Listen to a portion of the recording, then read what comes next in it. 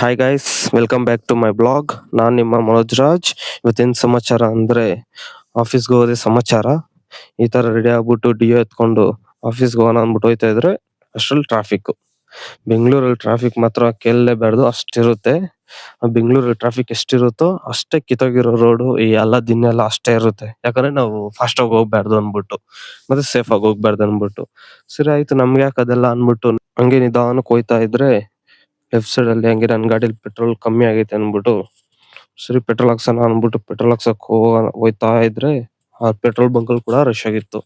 ಸರಿ ಆಯ್ತು, ಬಂದ್ಬಿಟ್ಟಿದ್ದೀನಲ್ಲ ಅನ್ಬಿಟ್ಟು ಪೆಟ್ರೋಲ್ ಹಾಕ್ಸೋಣ ಅನ್ಬಿಟ್ಟು ಹಾಕ್ಸಕ್ ಹೋದ್ರೆ ನನ್ ದುಡಿಯೋ ಕಾಸು ಈ ಪೆಟ್ರೋಲ್ಗ ಮತ್ತೆ ಈ ಗಾಡಿ ರೆಡಿ ಮಾಡ್ಸೋದ್ಗ ಅಷ್ಟಕ್ಕೆ ಖರ್ಚಾಗ್ಬಿಡುತ್ತೆ.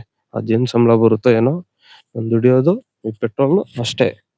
ಸರಿ ಆಯ್ತು, ಪೆಟ್ರೋಲ್ ಹಾಕ್ಸ್ಕೊಂಡು ಹೋಗೋಣ ಅನ್ಬಿಟ್ಟು ಹೊಸ ಟೈರ್ ಹಾಕಿದ್ರು ಅನ್ಬಿಟ್ಟು ಖುಷಿಯಾಗಿ ಹೋಯ್ತಾ ಇದ್ರೆ ಹಂಗೆ ಮುಂದೆ ನೋಡ್ರೆ ಇನ್ನೊಂದು ಹೊಸ ಪ್ಯಾಥೋಲ್. ಅದು ಬೇಕಂತಾನೆ ಮುಚ್ಚಿಲ್ವೋ ಇಲ್ಲ ಅವರೇ ಮುಚ್ಚಲ್ವೋ ಗೊತ್ತಿಲ್ಲ. ಈ ಪ್ಯಾಥೋಲ್ ಆಗೆಲ್ಲ ಬಿಟ್ಟಾಗೆಲ್ಲ ನನ್ ಗಾಡಿ ಹೊಸ ಹೊಸ ಡಿಫ್ರೆಂಟ್ ಸೌಂಡ್ ಬರುತ್ತೆ.